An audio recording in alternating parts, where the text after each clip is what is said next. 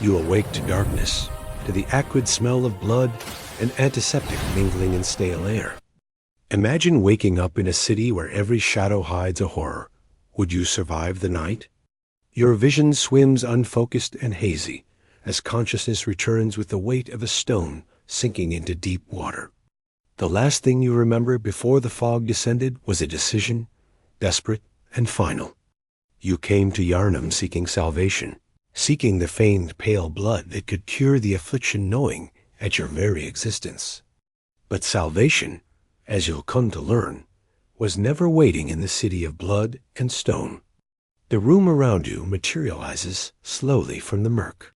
Iosefka's clinic, though you don't know its name yet.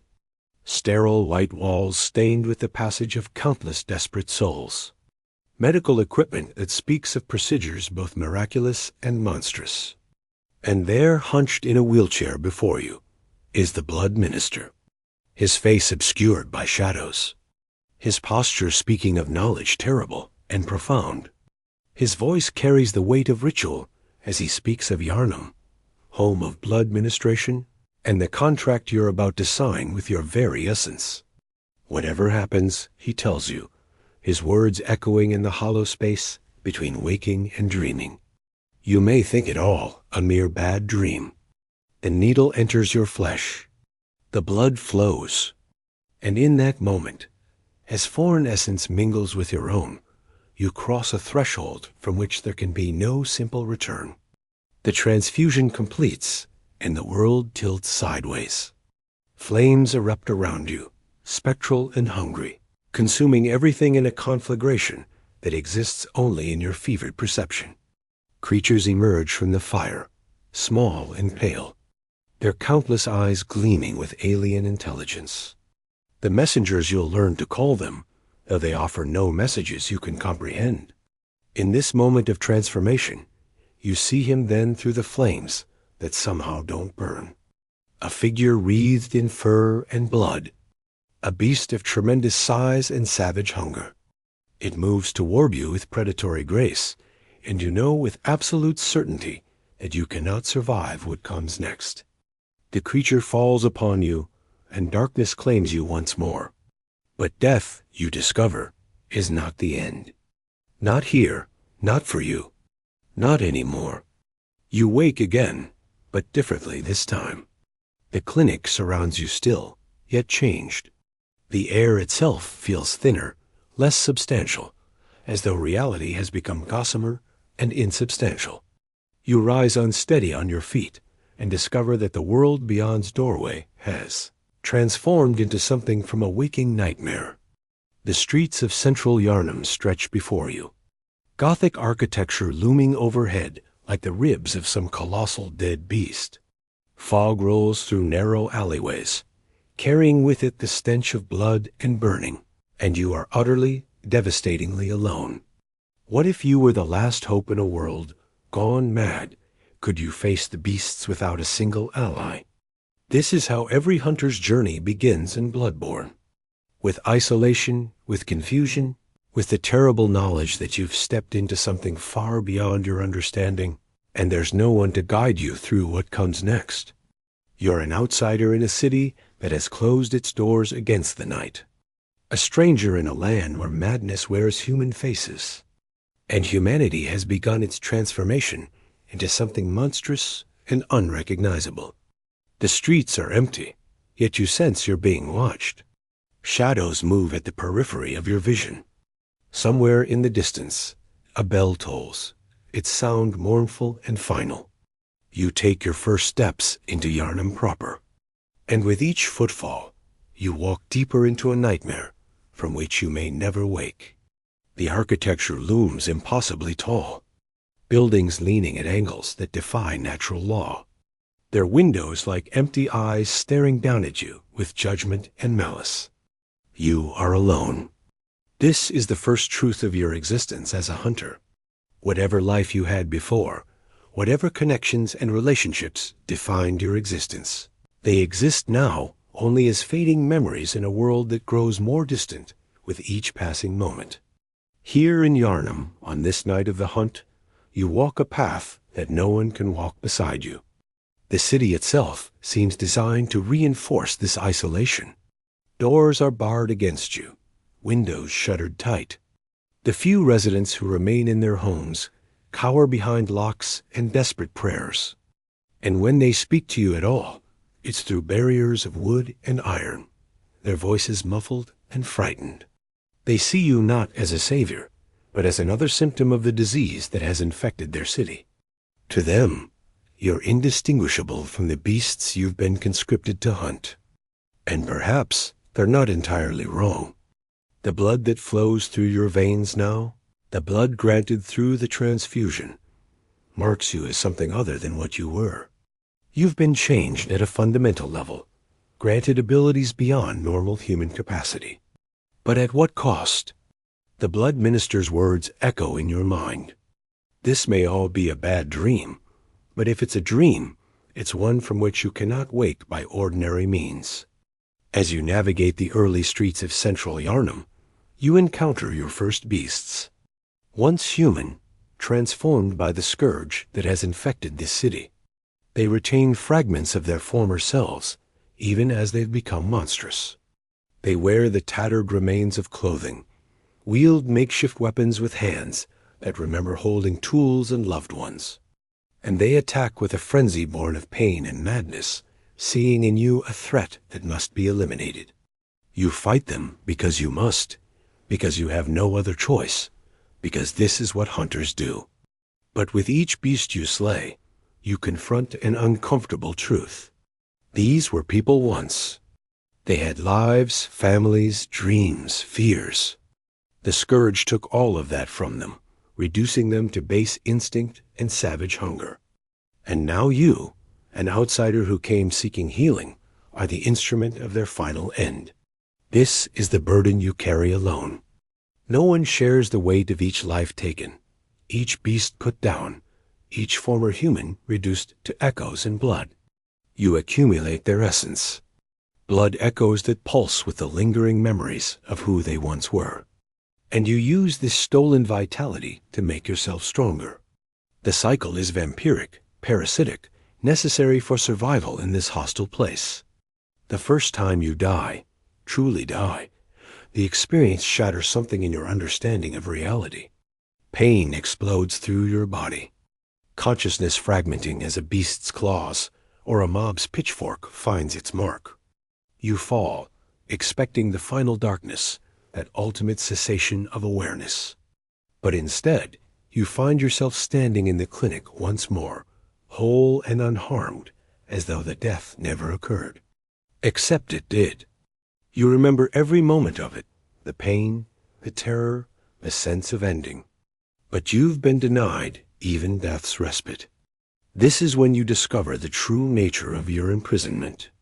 You cannot die. Not permanently. Not while the contract remains unfulfilled. You're bound to something, some force or entity that pulls you back from oblivion's edge time and time again. You are alone in your suffering, alone in your death, alone in your resurrection. The world continues, indifferent to your agony. The beasts you almost defeated return to their posts.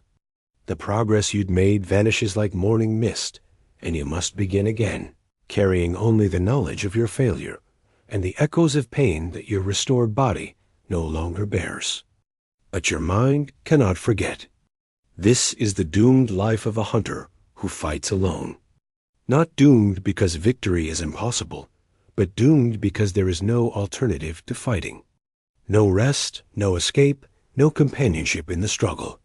Only the endless night, the endless hunt, and the terrible isolation of being trapped between life and death, belonging fully to neither. The hunter's dream.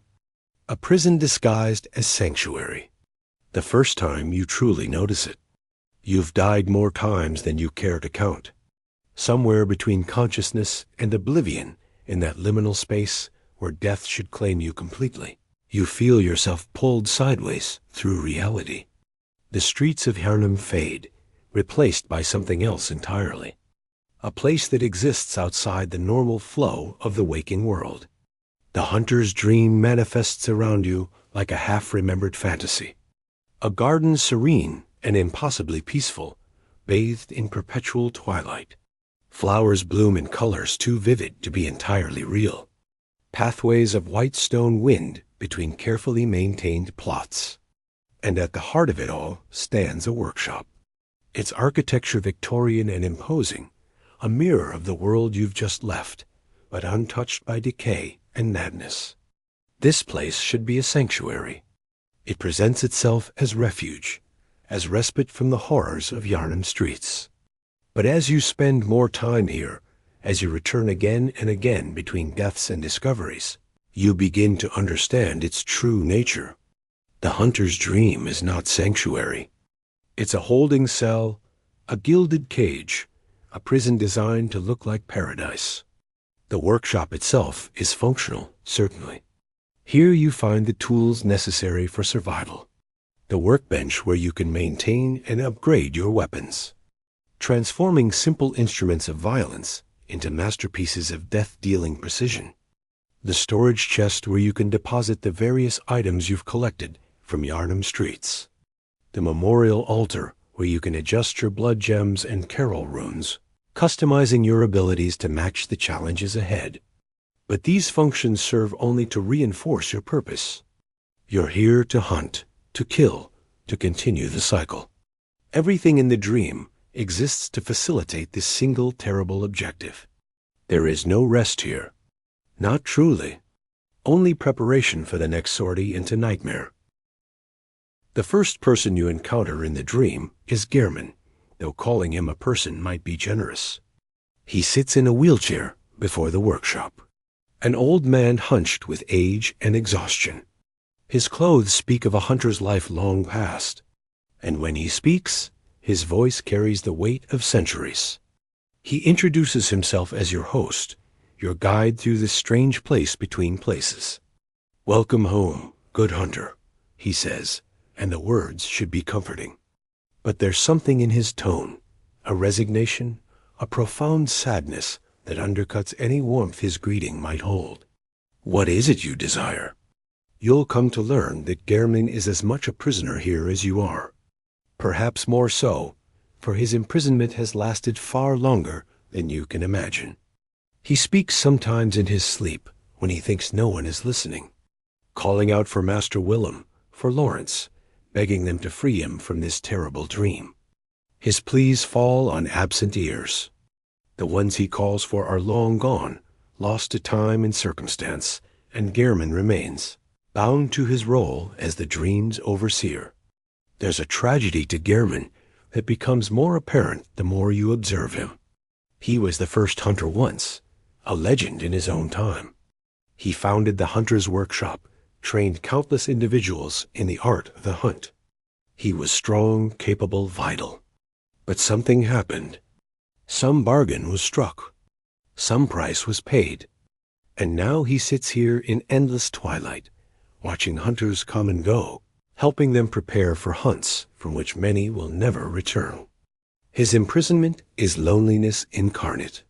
He cannot leave, cannot even stand from his wheelchair, except in that final terrible moment, when he's allowed to offer mercy to those hunters who complete their contracts. He exists in stasis, unchanging, his only company the doll, and the endless stream of hunters who pass through the dream on their way to glory or oblivion. You watch him sometimes when you return between sorties. He sleeps often, muttering fragments of conversation with people who no longer exist. He tends to the workshop, maintaining tools and weapons with practiced hands.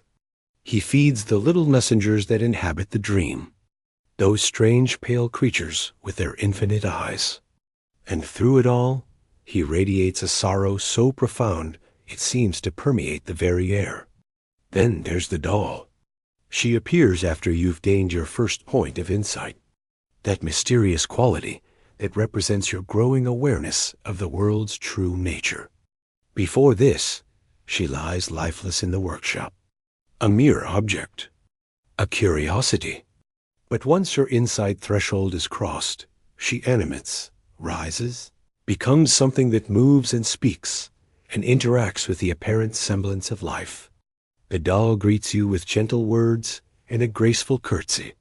She offers to channel your blood echoes into increased power to help you grow stronger through the sacrifice of those you've slain. Her voice is soft, her manner impossibly kind, and she seems genuinely pleased to see you each time you return to the dream. "Oh, good hunter," she says, and you almost believe she means it. But the doll is not alive. Not truly. She's an animated object given the appearance of life, but lacking true agency or will. She was created by Gehrman, fashioned in the likeness of someone he once cared for deeply. A hunter named Lady Maria. The care he took in her creation is evident in every detail. From the elegant cut of her dress to the delicate features of her porcelain face. She's a masterwork of craftsmanship, a doll so lifelike that you could almost forget she's not human. Almost, but not quite. Because despite her gentle demeanor and kind words, the doll lacks something essential. She has no desires of her own, no goals beyond serving the hunters who pass through the dream. When you strike her, she doesn't defend herself, merely accepts the violence with patient resignation. When you ignore her, she remains in place, content to wait indefinitely.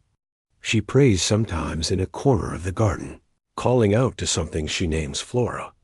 But whether this is genuine faith or programmed behavior is impossible to determine. The doll represents the dream's most insidious cruelty. She provides the illusion of companionship, of someone who cares about your well-being and success.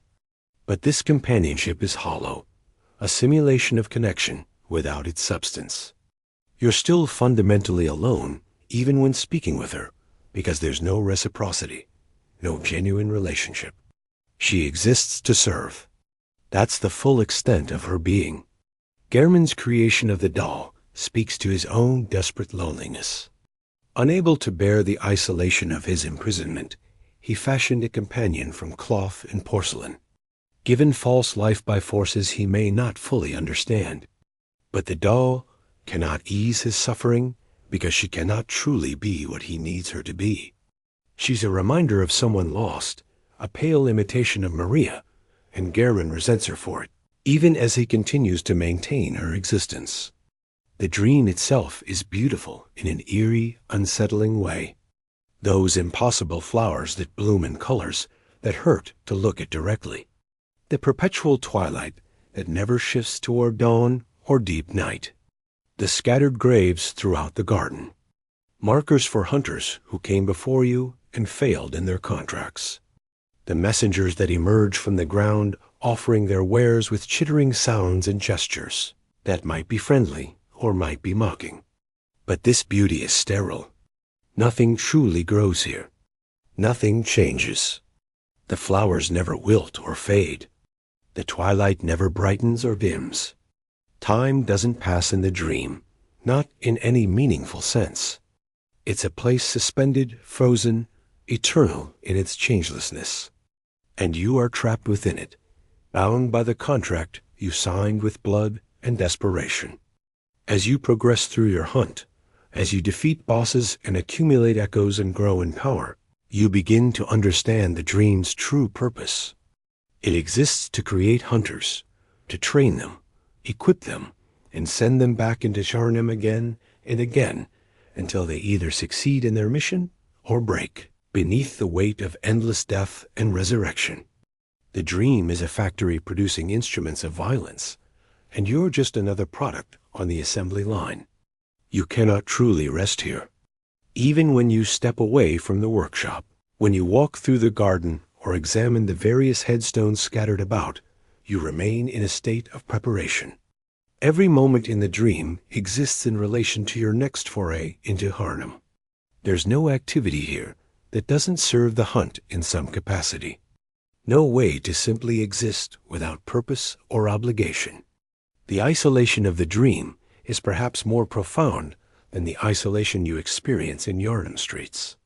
In Yharnam, at least, you're fighting for something, moving toward a goal, interacting with a world that responds to your actions.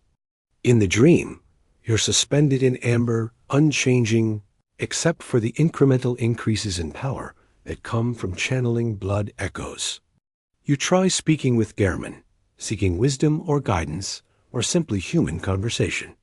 He responds certainly, offering advice about the hunt, commenting on your progress, occasionally sharing fragments of history and lore. But there's a distance to his words, an unwillingness or inability to truly connect. He's been doing this too long, guiding too many hunters, watching too many fail. You're not an individual to him. Not really. You're just the latest in an endless procession. Tonight, Gehrman joins the hunt. He mutters, sometimes in his sleep, speaking of himself in third person, as though he's become dissociated from his own identity. It's a window into his fractured psyche, the way endless imprisonment has eroded his sense of self. He's been the dream's overseer for so long that he's begun to lose touch with who he was before the contract, before the burden, before the cage closed around him. The little messengers offer another form of false companionship. They appear throughout the dream, emerging from the ground to offer items or services. They seem almost playful in their alien way, presenting weapons and clothing and consumables with what might be enthusiasm. But they cannot speak, cannot truly communicate.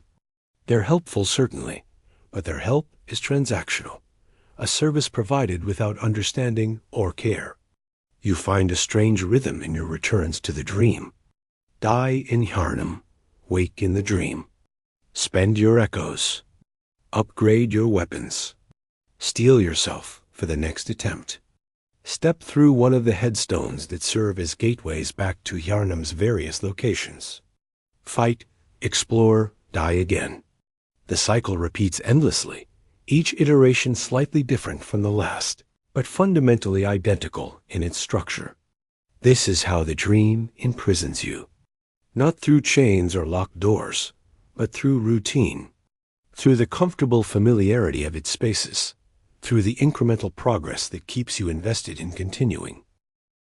Each return brings the promise of becoming stronger, better equipped, more prepared for what lies ahead. But this promise is hollow, because there's no end point, no moment when you'll be strong enough to stop. There's always another beast, another boss, another nightmare waiting beyond the next threshold. The dream is a prison disguised as sanctuary, and its deepest cruelty is that you need it. Without the dream, you would die in Yharnam and stay dead. Without its workshop, you couldn't maintain your weapons. Without the doll, you couldn't channel your echoes into power. Without Gehrman's guidance, you'd be lost in a world whose rules you don't understand. So you return again and again, stepping through the veil between waking and dreaming, between death and resurrection. And each time you do, the dream's hold on you grows stronger. You begin to think of it as home despite everything. You feel comfort at the sight of its pale flowers and white stone pathways.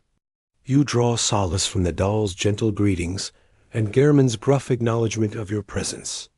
But it's not home. It's not sanctuary. It's a cage, beautiful and terrible.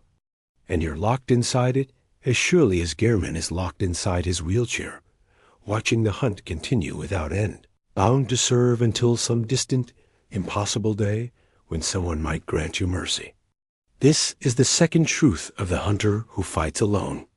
Even your sanctuary is a form of solitude. Even your moments of rest are just pauses in an endless cycle of violence and death. You are never truly safe, never truly at peace. Because the dream exists only to send you back into nightmare again and again until you break or until the contract finds its strange and terrible completion. Central Yharnam, streets of madness and isolation. The streets of central Yharnam stretch before you like the arteries of a dying beast, narrow and twisting, choked with fog and shadow. This is where your hunt truly begins. In these Gothic corridors of brick and iron, beneath architecture that looms impossibly tall, its spires piercing a sky that hangs heavy with perpetual night. This is where you learn what it truly means to be alone in a city that has turned against itself. The first thing that strikes you is the silence. Not true silence because Yharnam is full of sounds, but the silence of human fellowship, of community and connection. The buildings tower on either side, their windows glowing with warm light from within, suggesting life and warmth and safety. But those windows might as well be painted on for all the good they do you. Behind them, citizens cower in their homes, barricaded against the night and everything it contains, including you. You approach the first lit window you encounter, hoping for guidance, for information, for some human contact in this nightmare landscape. A red lantern burns beside the door, marking it as a place where communication might be possible.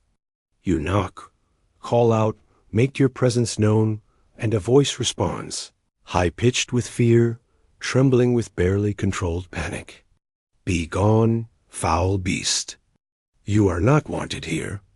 The words cut deeper than they should. You're trying to help. You're a hunter conscripted to fight the scourge. But to the residents of central Yharnam, you're indistinguishable from the monsters that prowl their streets. Your weapons mark you as dangerous. Your blood-stained clothes mark you as violent. Your very presence outside during the hunt marks you as either mad or monstrous. You try to explain, but the voice cuts you off. We want nothing to do with you. Leave us be. The window slams shut. The light inside dims. And you're left standing in the street, more alone than before. Because now you understand?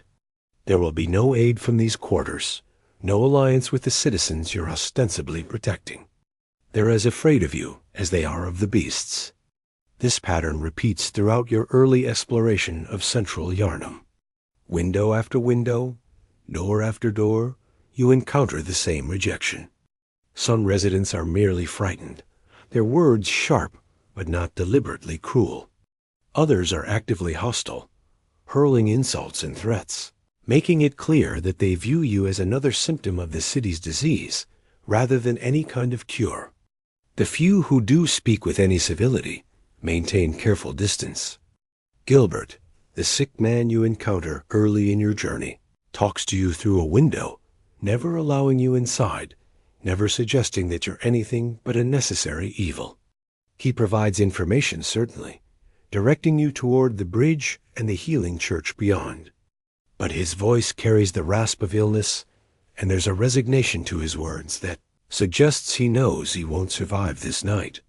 Gilbert is dying. The ashen blood disease has already taken root in his system, and it's only a matter of time before it transforms him into one of the beasts you're hunting. He came to Yharnam seeking healing, just as you did, but found only infection and inevitable transformation. His window is a barrier between you, not just of wood and glass, but of fate. He's on one side of the transformation, and you're on the other, and neither position is enviable. I'll soon be one of them, he tells you in a moment of clarity and terrible self-awareness. Best to stay away from me. It's a warning and a resignation. He knows what's coming, knows that the next time you encounter him, if you encounter him again, he'll be transformed into something that recognizes you only as prey. The isolation is complete. Even those who try to help must maintain distance, because proximity means infection, means the spread of the scourge from one body to another. As you move deeper into central Yharnam, you encounter the mobs. Citizens who have given up cowering behind their doors and taken to the streets with makeshift weapons and desperate courage. They've organized themselves after a fashion, gathering in groups to fight the beasts that threaten their city. But their organization is born of terror and hysteria, and they cannot distinguish between genuine threats and innocent passers-by. To them, you're a threat? Another hunter, yes, but hunters cannot be trusted. Hunters drink the blood. Hunters transform into beasts. Hunters are the problem as much as the solution. So when they see you approaching, weapons drawn, blood already staining your clothes from previous encounters, they attack with savage determination. These fights are among the most tragic in your entire journey. These are not beasts. Not yet. They're still human, still capable of speech and reason in theory, if not in practice. They're defending their homes, their families, their very lives from what they perceive as an existential threat. And you have to kill them because they give you no choice. They swarm you with pitchforks and torches, with crude axes and sharpened farming implements. And you defend yourself with the superior weapons and unnatural abilities granted by the blood transfusion. Each one you fell represents a life ended, a family destroyed, a story cut short. They had names, histories, loved ones.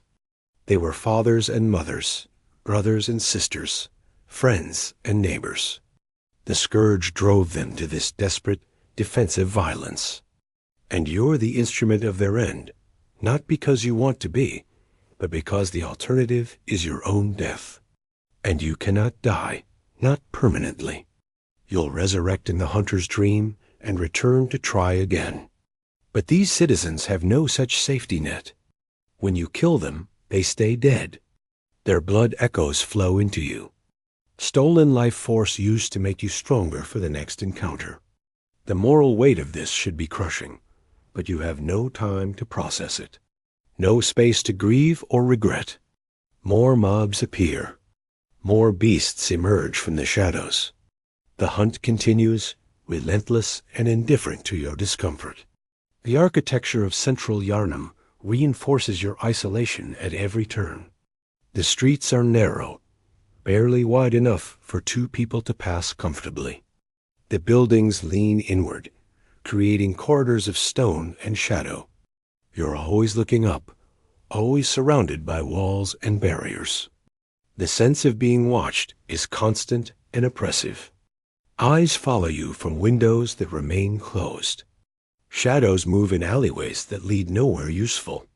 You discover shortcuts as you explore, unlocking gates and opening doors that create efficient paths through the district. These shortcuts should feel like progress, like mastery of your environment. But they're just mechanisms of efficiency, allowing you to more quickly return to areas you've already cleared, to fight through the same enemies again when you die and resurrect. The shortcuts don't expand your world, they compress it, creating tight loops of repetition.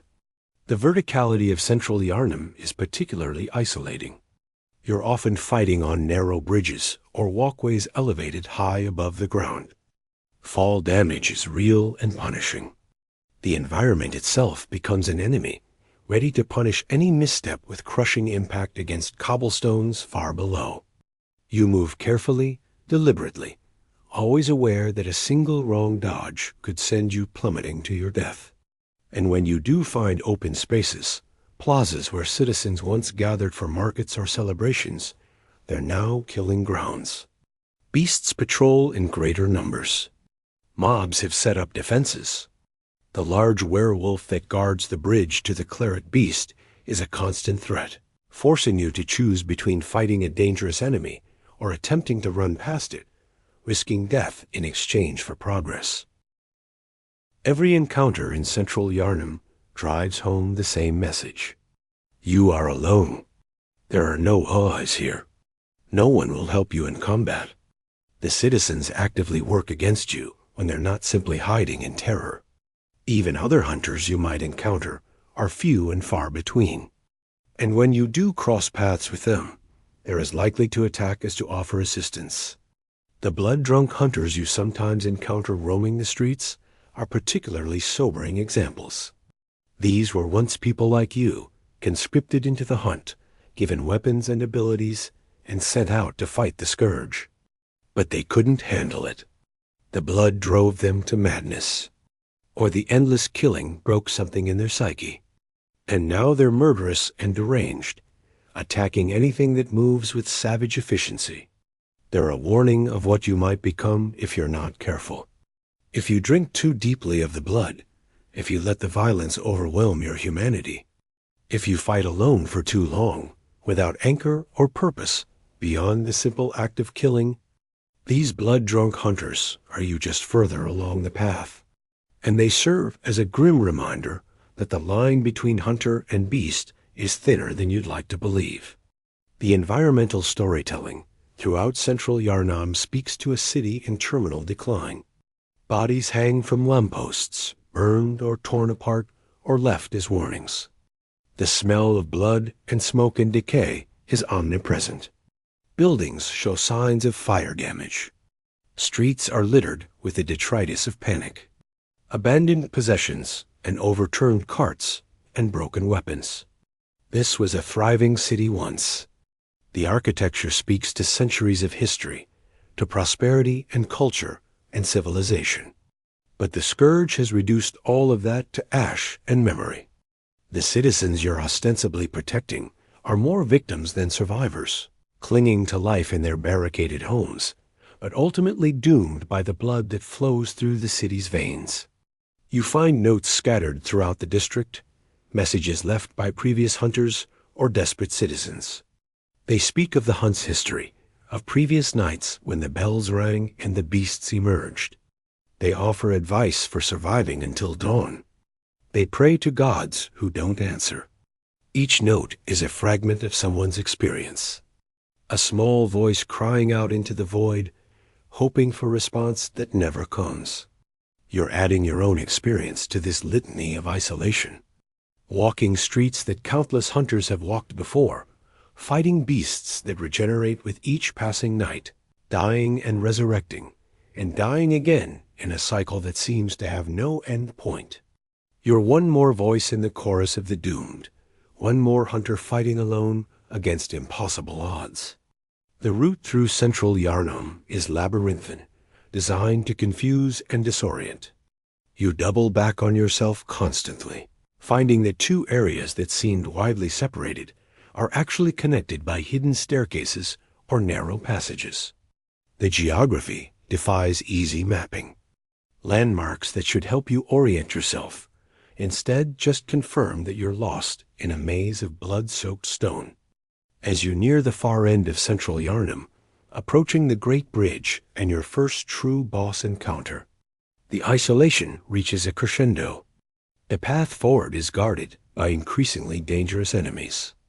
The mobs grow larger and more organized.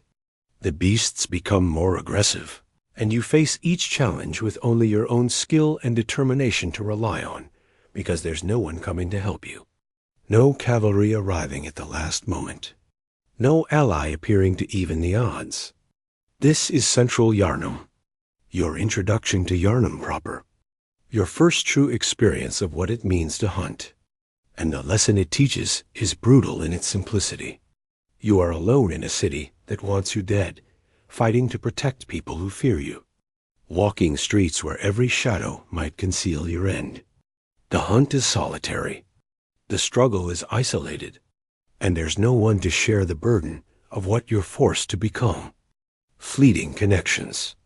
NPCs who cannot stay in the darkness of Yharnam's endless night. You encounter others.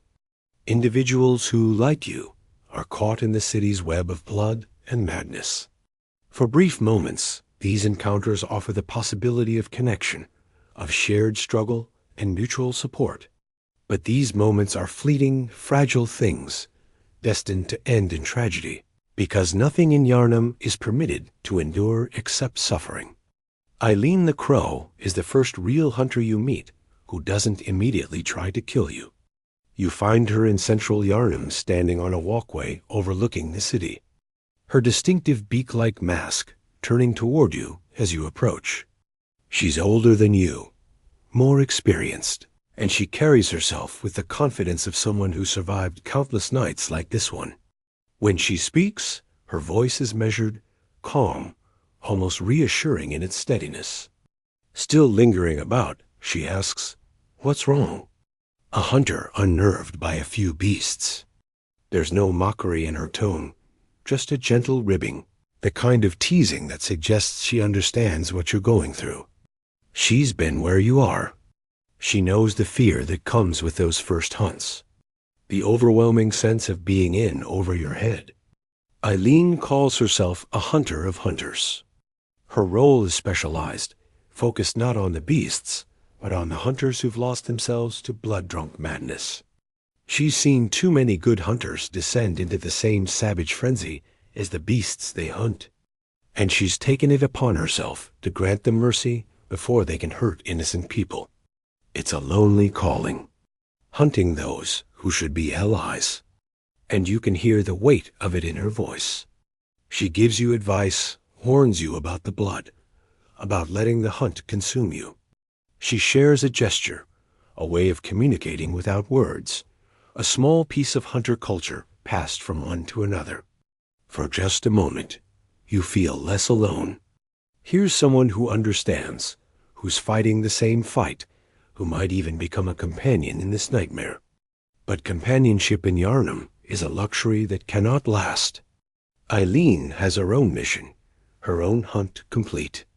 She's tracking Henrik, an old hunter who succumbed to blood-drunk madness, as she needs your help to take him down.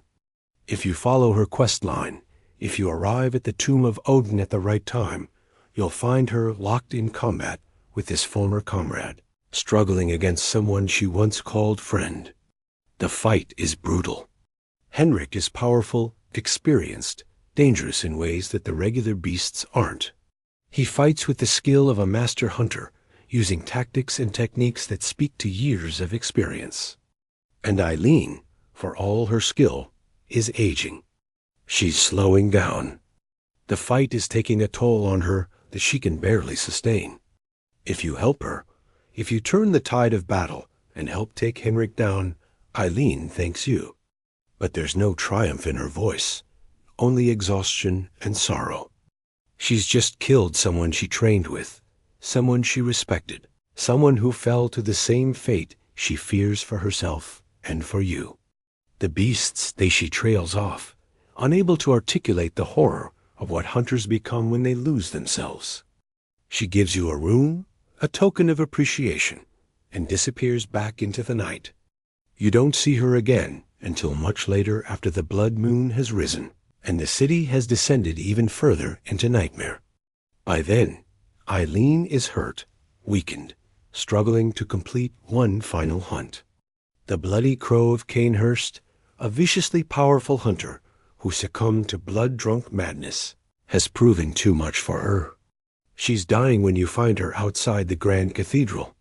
Slumped against the wall, her breathing labored, her body broken by injuries that even hunter vitality can't fully overcome. She tries to warn you away, tells you to leave the Bloody Crow to her, that it's her duty to finish what she started. But you can see in her eyes that she knows she won't survive another encounter. If you defeat the Bloody Crow in her stead, Eileen gives you her badge, the symbol of the Hunters of Hunters, and thanks you for your help. Then she dies quietly, peacefully, finally granted rest after years of hunting those who should have been her brothers and sisters in the fight against the scourge. Her body slumps, and when you return later, she's gone entirely, leaving only blood to mark where she fell. Eileen's story is tragedy written in isolation. She spent her life hunting alone, dealing with problems that no one else could or would address. She tried to prevent hunters from losing their humanity, but she couldn't save Henrik, couldn't stop the Bloody Crow. And if you don't help her, she succumbs to her injuries without ever completing her mission. She was alone in her calling, and she died alone despite your brief moments of connection. Then there's Alfred, who you meet on the path to Cathedral Ward. He's young, enthusiastic, almost absurdly cheerful given the circumstances. He greets you like an old friend, speaks passionately about the healing church and its mission, and seems genuinely happy to meet another hunter.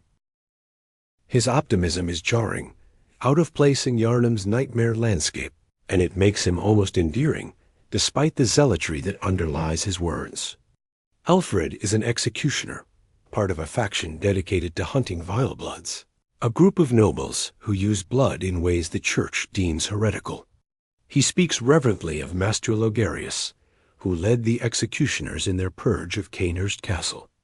Alfred's life goal is to follow in Logarius's footsteps, to complete the work his idol started, to eliminate the last of the vile bloods, and honor the memory of his master. He asks if you've heard of Cainhurst Castle, inquires if you know how to reach it. There's a desperate edge to his enthusiasm, a need for purpose and direction that makes him almost pitiable. He's so lost in his obsession that he can't see how it's consumed him, how it's become less about justice or righteousness and more about fulfilling an idealized vision of duty. If you give him the invitation to Cainhurst, if you provide the means for him to reach the castle, you enable his quest. The next time you see Alfred, if you see him at all, he'll be in the throne room of Cainhurst, covered head to toe in blood that isn't his own. Queen Annalise, the vile blood leader he'd been seeking, lies in pieces around him, her body pulverized by his relentless assault. Alfred is laughing when you find him, giggling hysterically, praising Master Logarius, thanking you for helping him achieve his life's purpose. He's lost in religious ecstasy, convinced he's done a great service, that he's honored his master and the healing church. But all you see is a young man who's destroyed himself in pursuit of someone else's dream, who's committed atrocity and called it righteousness. He gives you a gesture, a salute of the executioners, and then he dies right there in the throne room. Whether from wounds sustained in the fight, or from the simple fact that his purpose is complete, and he has nothing left to live for, you never know. But he collapses, and when you return later, his body remains a memorial to obsession and the isolation it creates. Alfred's tragedy is that he was never really connecting with you. He was friendly, yes, but his friendliness was superficial, driven by shared purpose rather than genuine interest in who you were. You were useful to him, a means of achieving his goal. And once that goal was accomplished, there was nothing more for him. He died alone, surrounded by the evidence of his violence, convinced he'd achieved something meaningful, when all he'd really done was perpetuate the cycle of blood and murder. Father Gascoigne represents a different kind of tragic connection, one you discover only through fragments and implications. He was a hunter, one of the good ones, dedicated to protecting his family and fighting the scourge. He had a wife, Viola, and 2 daughters. He had a life beyond the hunt, anchors of humanity that should have kept him grounded. But the blood got to him. The endless killing wore away at his sanity. He became blood-drunk, losing himself to the savage violence that the hunt demands.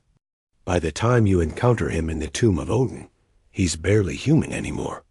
A snarling beast wrapped in the tattered remains of a hunter's garb. You fight him because you have no choice. He attacks with a ferocity that speaks to how far he's fallen.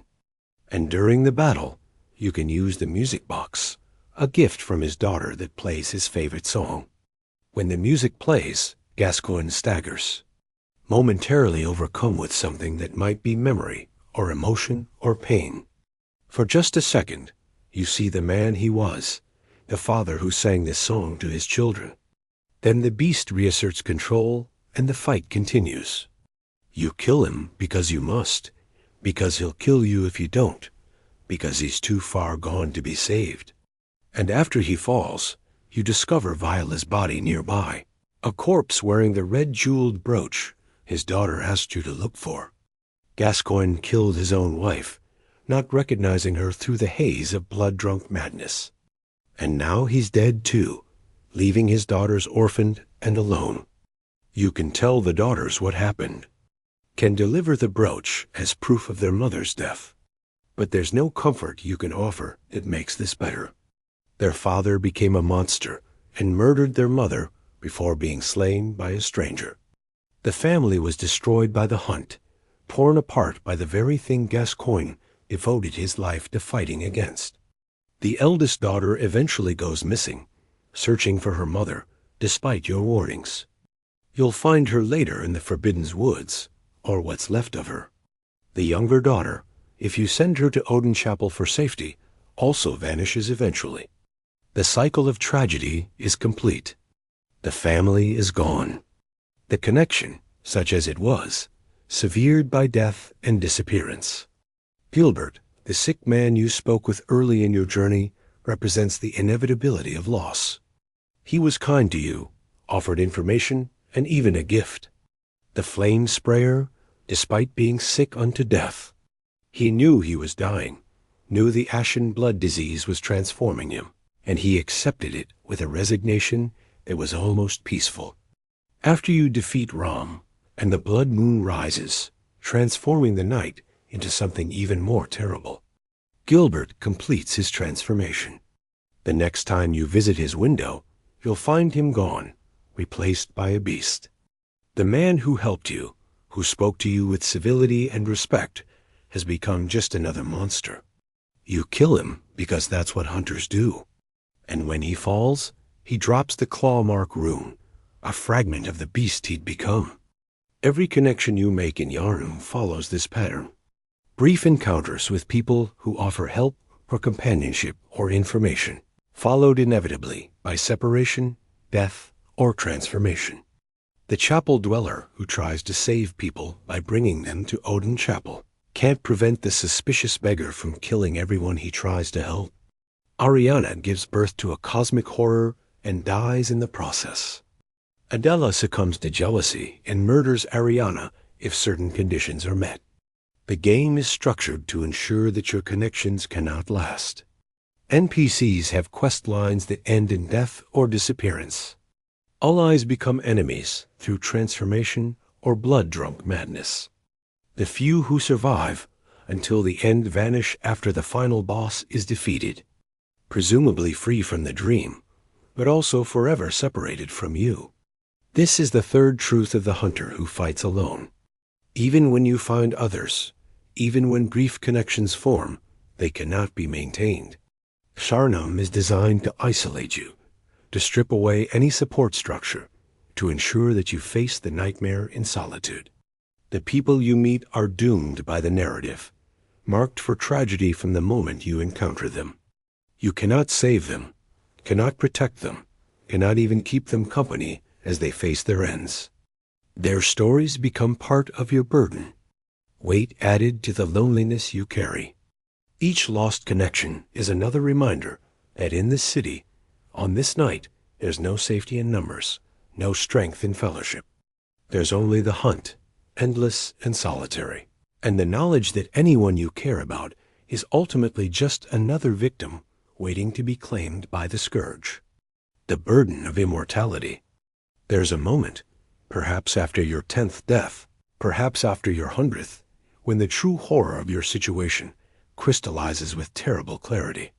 You've died again, torn apart by beasts, or beaten down by mobs, or overwhelmed by some horror you didn't see coming. The pain has faded as it always does, and you find yourself standing once more in the hunter's dream, whole and unharmed, as though nothing happened, except everything happened. You remember every moment of it. This is what damns you more than any other aspect of the hunter's life. Not the violence, not the isolation, not the endless night, or the horrific enemies, or the city that wants you dead. It's the immortality, the inability to truly die, the curse of resurrection that ensures you can never escape through death's mercy.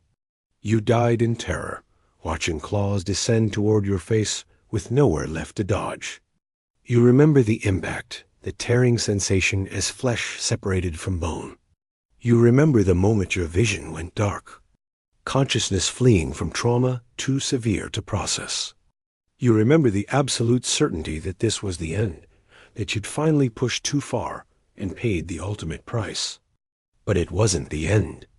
You're here again, unharmed, ready to try again.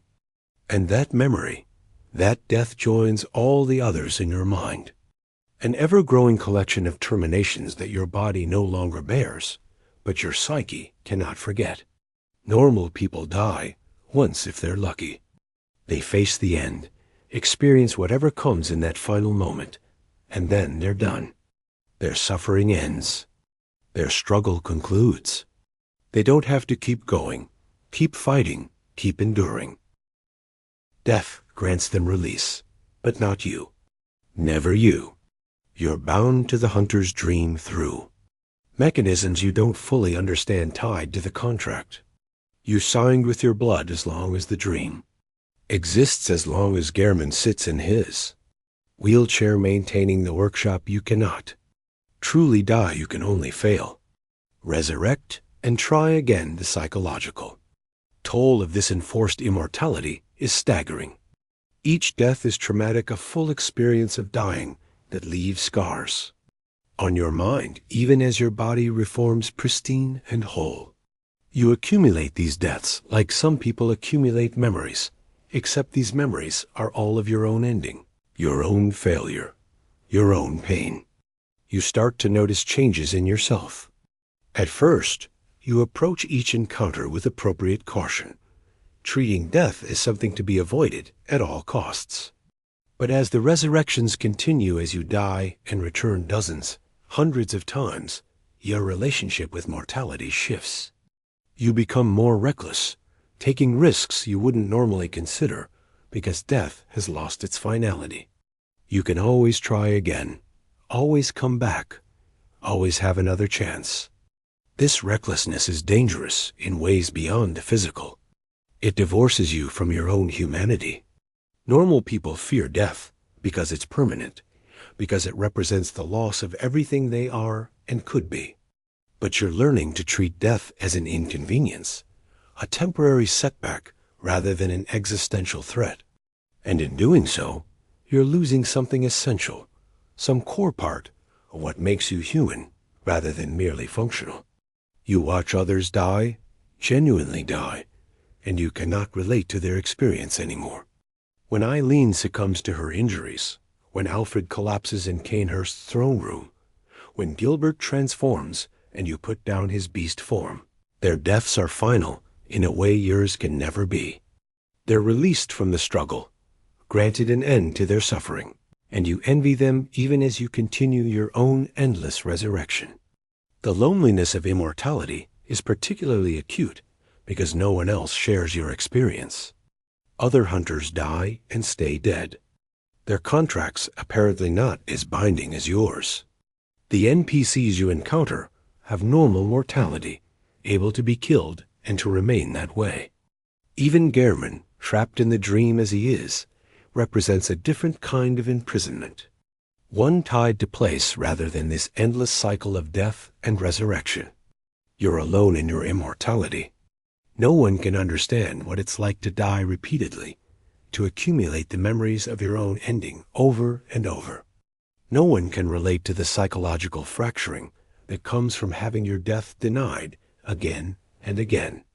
This is your burden alone, another layer of isolation added to all the others.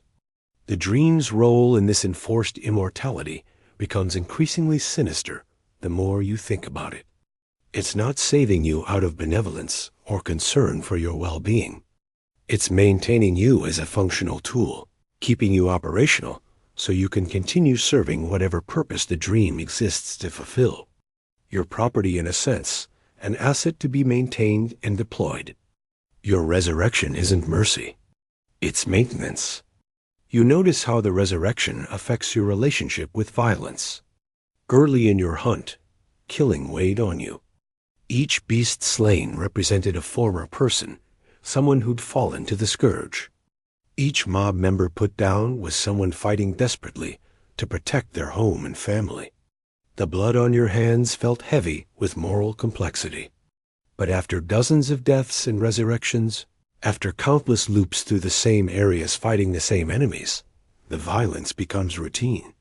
You stop thinking of your victims as people who were transformed and start thinking of them as obstacles to progress, sources of blood echoes to fuel your advancement. The dehumanization is gradual but inexorable, a defense mechanism against the psychological weight of endless killing. This is what the immortality does to you. It erodes your empathy, your connection to the value of life, your understanding of death's significance. You become efficient where you should remain horrified. You become calculating where you should remain compassionate. You become a perfect hunter, stripped of the human weaknesses that might make you question your purpose or hesitate in your execution. But this perfection comes at a cost. You're losing yourself piece by piece, death by death. The person who arrived in Yharnam seeking healing would barely recognize what you're becoming. That person feared death, valued life, cared about the moral implications of their actions. You're moving past all of that, transcending it through repeated exposure until these concerns feel distant and abstract. The physical sensation of death varies with each occurrence. Sometimes it's quick, a sudden strike that ends you before pain can fully register. Sometimes it's agonizing, a drawn-out mauling or beating that gives you plenty of time to experience every moment. Sometimes it's almost peaceful, bleeding out slowly after a fight. Consciousness fading gradually rather than being snuffed out instantly. But regardless of how it happens, you remember. The dream doesn't erase these memories when it resurrects you. You carry them all. A library of personal endings, each one adding to the weight of your existence. You know what it feels like to be disemboweled by a beast's claws. You know the sensation of your skull being crushed by a mob's brick. You know the cold creep of exsanguination as your blood pools on Yharnam stones. This knowledge should destroy you. Would destroy a normal person, or at least leave them too traumatized to function. But you don't have that luxury. The hunt must continue. The dream sends you back into Yharnam again and again. And you go because you don't have a choice. Because the contract binds you.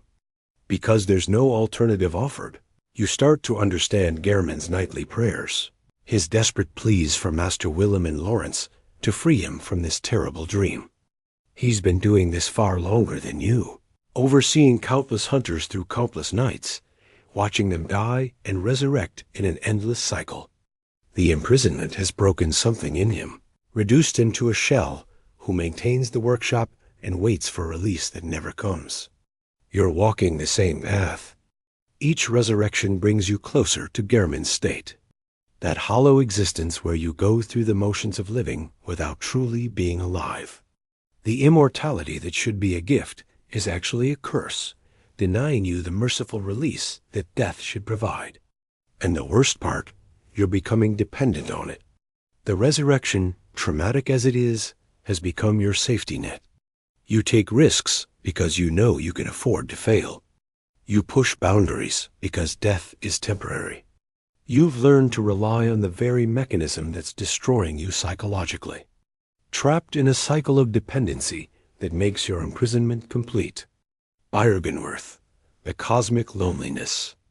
The path to Byrgenwerth takes you through the Forbidden Woods, a dense, threatening wilderness that isolates you through geography. The woods are a maze of twisted paths and hidden dangers, designed to make you feel lost and vulnerable. The trees loom tall, blocking sight lines, creating a sense of enclosure, even in open air. Enemies here are serpentine, poison-wielding, capable of ambushing you from multiple directions. The woods represent a shift from urban isolation to natural isolation.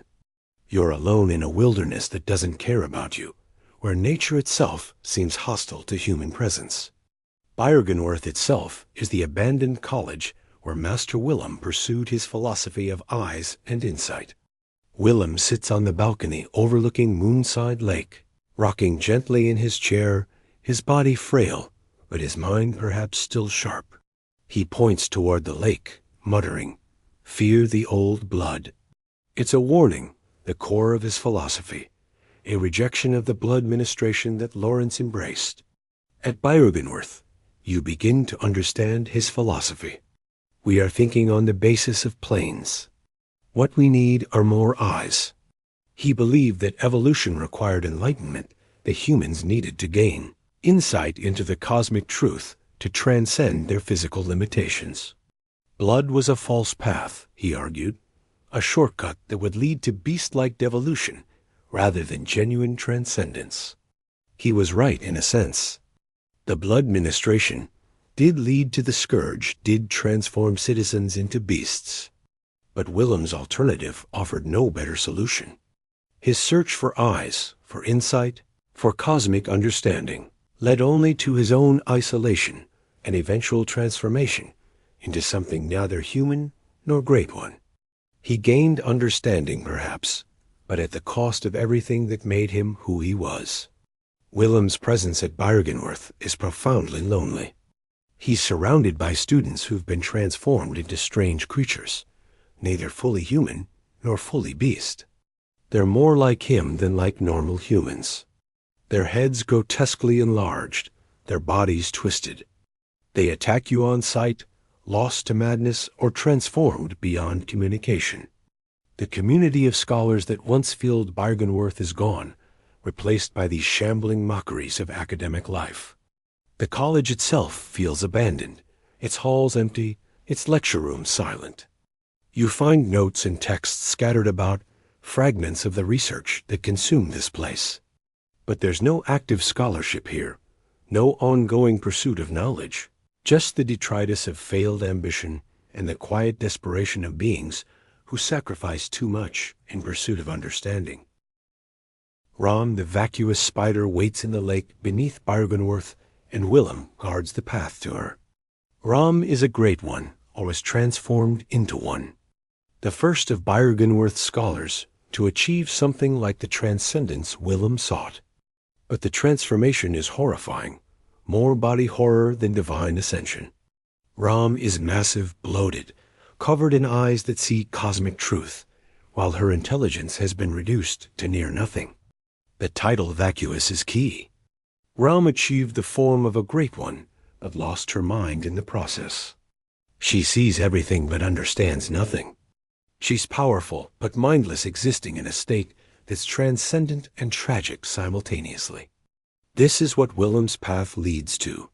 Physical transformation at the cost of the very consciousness that makes existence meaningful.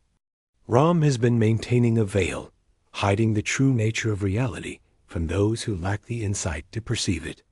Lesser amygdalas have been invisible throughout your journey, clinging to buildings in Cathedral Ward, present but unseen. The true form of certain enemies has been hidden. The blood moon has been held at bay, its crimson light suppressed. Rom does this through her presence, her cosmic power creating a curtain that protects those who haven't gained sufficient insight from truths they're not ready to comprehend. When you kill Rom, the veil shatters, reality reasserts itself, revealing what's been hidden all along.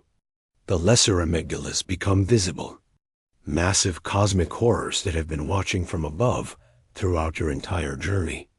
The moon turns red, bathing Yharnam in crimson light. Enemies transform or reveal their true nature, and you gain understanding of just how isolated humanity has been all along. Because here's the revelation that Rom's death brings. Humanity is utterly cosmically alone. The great ones exist certainly, but they're incomprehensible, operating on logics and motivation so alien that communication is impossible. They're not malevolent necessarily, but they're not benevolent either. They simply are existing in dimensions adjacent to human reality, occasionally intersecting with the material world in ways that destroy human sanity and civilization. The amygdalas clinging to buildings don't care about the humans below. They're not attacking, not threatening, just present, observing perhaps, or existing in proximity to human space without considering the implications. And this indifference is more terrifying than any active hostility could be. And this is the cosmic horror at Bloodborne's heart. The Lovecraftian truth that the game has been building toward. Humanity isn't the center of anything. The universe doesn't care about human suffering or aspirations. The great ones exist on a level so far removed from human experience that bridging the gap destroys what it means to be human. And those who've tried to reach across this divide, Willem and Rom and countless others, have lost themselves in the process. After Rom's death, after the veil shatters, you return to a Yharnam transformed. The blood moon's light reveals the true extent of the nightmare. Citizens who'd been clinging to sanity succumb to transformation. The amygdalas become interactive threats.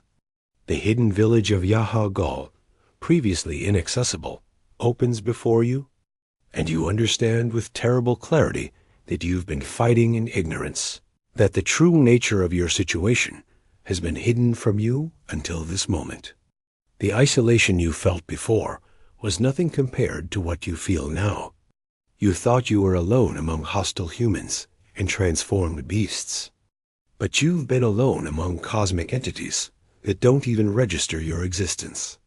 You've been fighting to save a civilization that's already lost, trying to cure a scourge that's just a symptom of humanity's fundamental incompatibility with cosmic truth. Willem's vigil at Byrgenwerth takes on new meaning with this understanding. He's not just guarding wrong.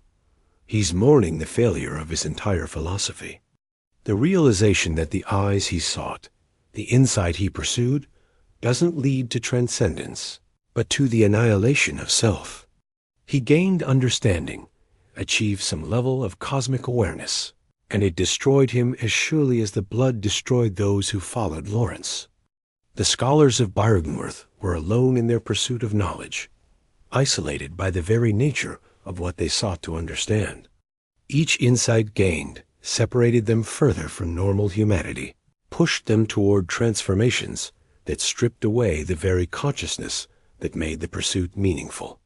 They climbed toward enlightenment and found only emptiness, cosmic loneliness that dwarfed any earthly isolation. You leave Byrgenwerth carrying this new understanding. The fight isn't what you thought it was.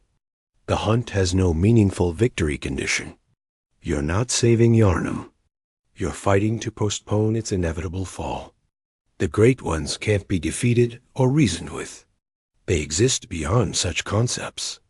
And humanity's brush with their reality is simply breaking human civilization like a wave breaks against a cliff. This knowledge brings its own isolation. You understand something that most citizens don't concede the amygdalas that others remain blessedly ignorant of. Your insight has increased. Your awareness expanded, but this expansion brings no comfort.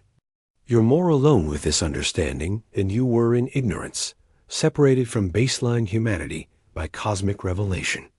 The path forward leads to Yahar'gul, to confronting the source of the ritual that's keeping the scourge active. But you walk this path with the weight of cosmic loneliness pressing down on you. You're a single human in a universe that's vast beyond comprehension, fighting battles that ultimately don't matter to any of the powers that truly shape reality. Your isolation is now existential, a fundamental separation from anything that might offer meaning or connection. Yahar'gul, the nightmare made real. Yahar'gul, the unseen village, has been visible at the edges of your journey since the beginning. You could see its buildings from various points in Yharnam, structures that looked wrong somehow, angular and foreboding in ways the rest of the city isn't. But accessing it requires specific triggers. Either you must be grabbed by a snatcher, one of the massive bag-carrying enemies that appear after Father Gascoigne's defeat, or you must defeat Rom and shatter the veil that kept the village hidden. The first approach, being grabbed by a snatcher, is a violent introduction. These enemies are tough, capable of killing you in a few hits if you're not careful. But if you deliberately let one grab you after it's dealt fatal damage, you don't die normally. Instead, you're transported to Yahar'gul's lower sections, awakening in a cell in the Hypogean jail, imprisoned but still alive. This version of Yahar'gul is dark, oppressive, full of snatchers and other dangerous enemies. It's designed to feel like you're not supposed to be here yet, that you've stumbled into an area beyond your current capabilities. But it's accessible, explorable, and it offers a preview of what's to come. The village is active here, functioning after a fashion, though its purpose is sinister and unclear. After Rom's death, Yahar'gul transforms. The village becomes fully accessible. No longer hidden behind cosmic veils, but it's also become something worse than it was before. The ritual the School of Mensis has been performing has reached a critical stage, and the village has been transformed into something between waking world and nightmare. The streets are littered with corpses, dozens of bodies positioned in precise arrangements. They're not random casualties, but deliberately placed organized into patterns that suggest ritual purpose. And they're not entirely dead. When you approach, they animate, pulling themselves up through some force that's not quite life, attacking with mindless aggression. These are the bodies of Yahar'gul's residents, sacrificed to fuel the Mensis ritual. The entire population was killed. Their deaths not random, but orchestrated. Part of the cosmic working that the school of Mensis has been attempting. You're walking through a mass grave that's been pressed into service as a weapon. Corpses weaponized through ritual magic and cosmic manipulation. The amygdalas are everywhere here, no longer content to observe from buildings. Their active threats, their massive forms filling streets, their numerous limbs capable of crushing you with casual swipes. Their lasers tear through you from a distance. Their grab attacks are instantly fatal if you're not careful. These are great ones made manifest and hostile cosmic entities that have been drawn into reality by the ritual's power. The isolation in Yahar'gul is different from what you've experienced before. In central Yharnam, you are alone among hostile humans. In the Forbidden's woods, you are alone in threatening wilderness. But in Yahar'gul, you're alone among forces that shouldn't exist. Entities that violate natural law by their very presence. The horror here is cosmic, existential, a reminder of how small and insignificant you are in the face of powers that dwarf human understanding. The architecture of Yahar'gul is wrong in subtle ways. The angles don't quite line up. The perspectives shift uncomfortably. Walking through the streets creates a sense of spatial displacement, as though distance and direction have become unreliable. This is space that's been warped by proximity to cosmic forces. Reality bent out of its proper shape by the ritual's influence. You encounter bell-ringing women throughout Yahar'gul, standing in fixed positions ringing bells that summon additional enemies. They don't attack you directly, but they ensure you're never facing just one threat, never able to engage enemies on your terms. They must be found and killed to silence the bells, but they're positioned in ways that make reaching them difficult and dangerous. These bell ringers represent the ritual's mechanism, the human elements that maintain its cosmic working. They're sacrificing themselves, standing in their assigned positions, ringing their bells until someone kills them. Their dedication is absolute and mindless, driven by commitment to the school of Mensis vision that's overwhelmed any self-preservation instinct. The school of Mensis itself has become a nightmare. The scholars who populated it are dead or transformed, their experiments having exceeded their control. They sought to contact the Great Ones to commune with cosmic powers and gain forbidden knowledge. They succeeded, but the contact destroyed them, reducing Yahar'gul to a charnel house in the process. You find notes scattered throughout Yahar'gul, fragments of the school's research. They speak of Mother Kos of the fishing hamlet of experiments performed on innocents in pursuit of transcendence. The school of Mensis represents humanity's arrogance taken to its ultimate conclusion, the belief that cosmic forces can be understood and controlled through intellect and will. But the Great Ones cannot be controlled.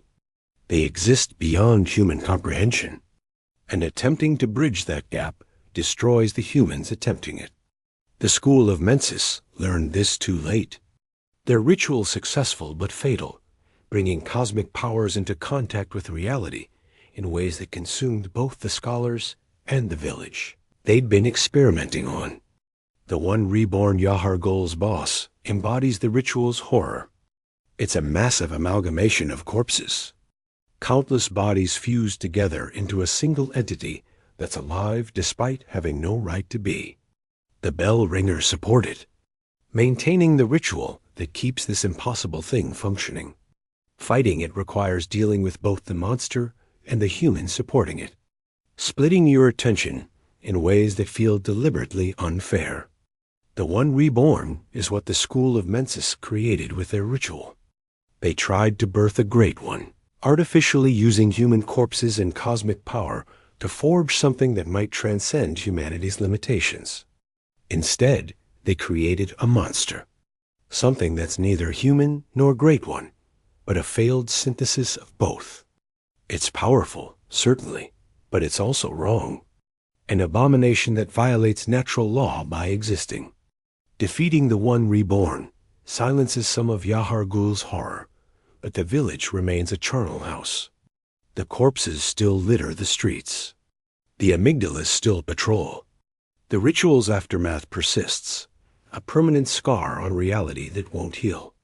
The school of Mensis ambition has left nothing but death and cosmic violation. Another example of humanity's attempts to transcend its limitations, resulting only in destruction. The path through Yahar'gul is lonely in ways that go beyond simple isolation. You're fighting in a place that shouldn't exist against enemies that represent cosmic forces you can't fully comprehend.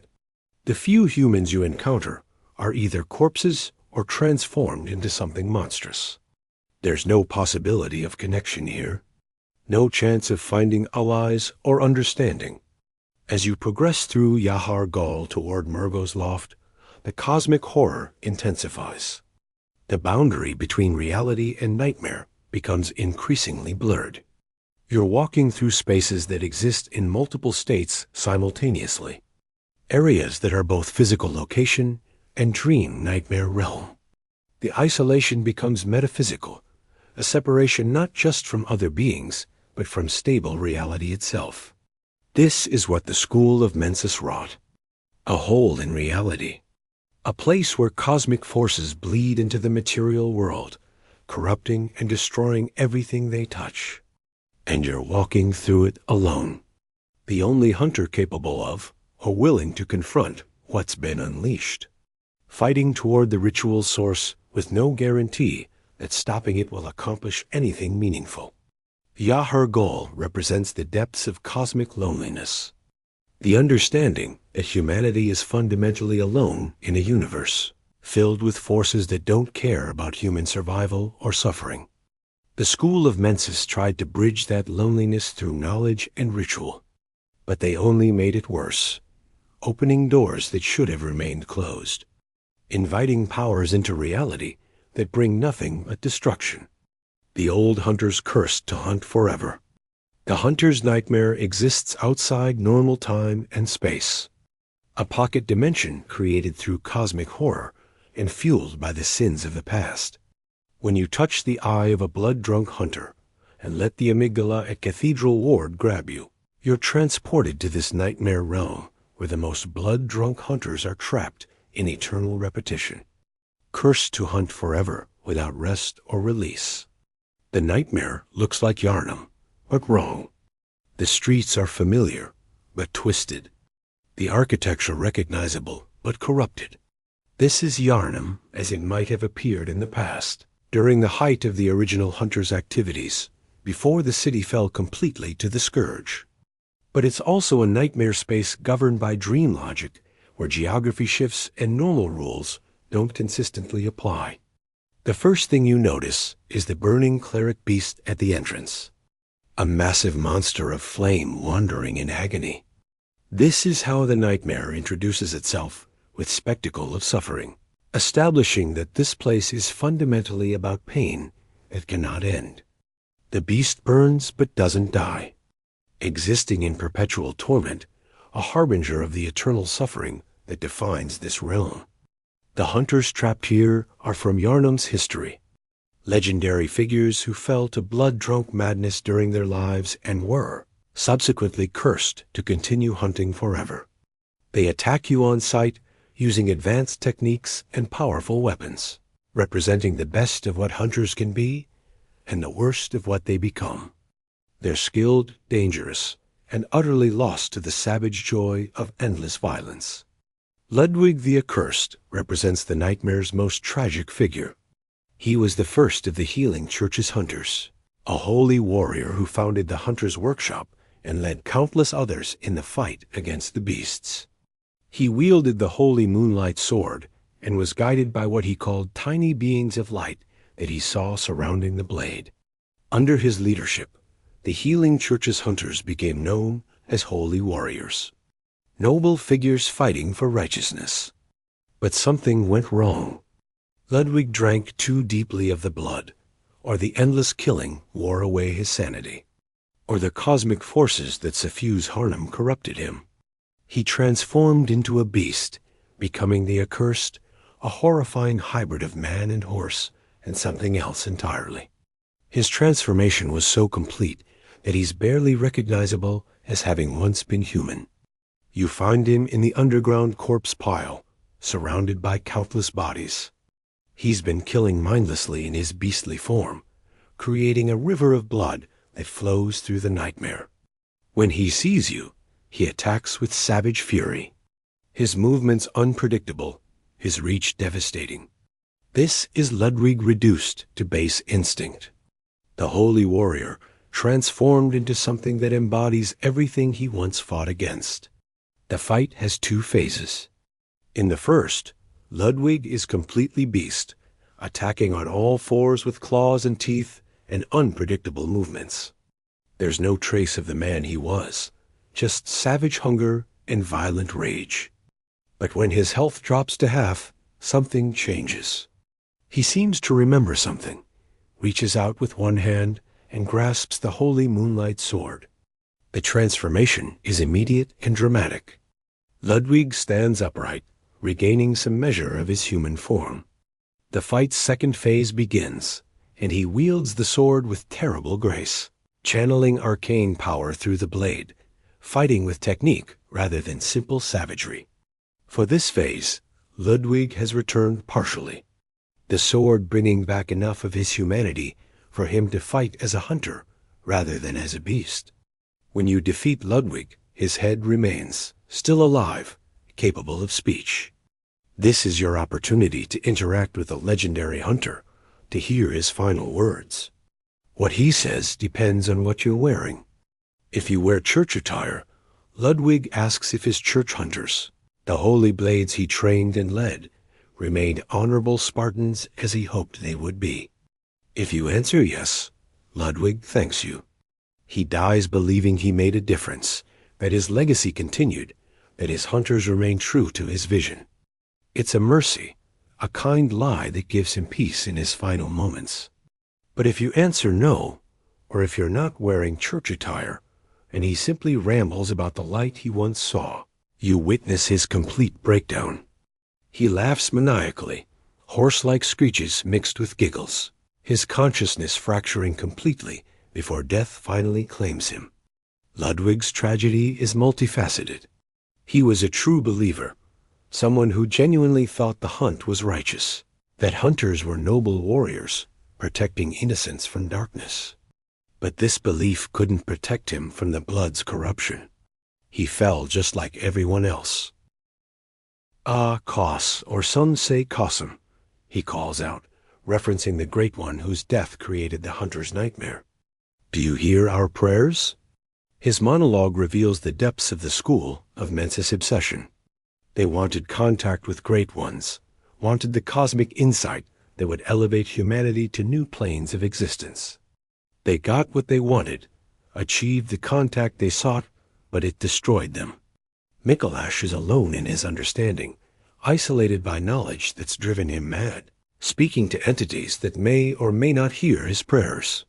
When you finally corner Mikolash, he fights using arcane abilities, calling down cosmic force to attack you.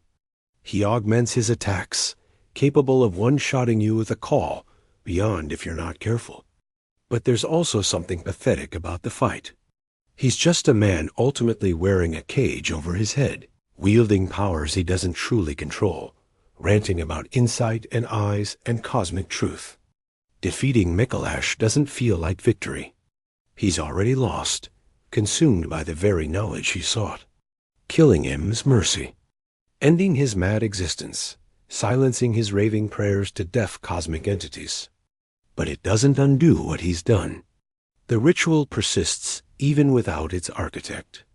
Murgo's nightmare continues. The damage to reality remains.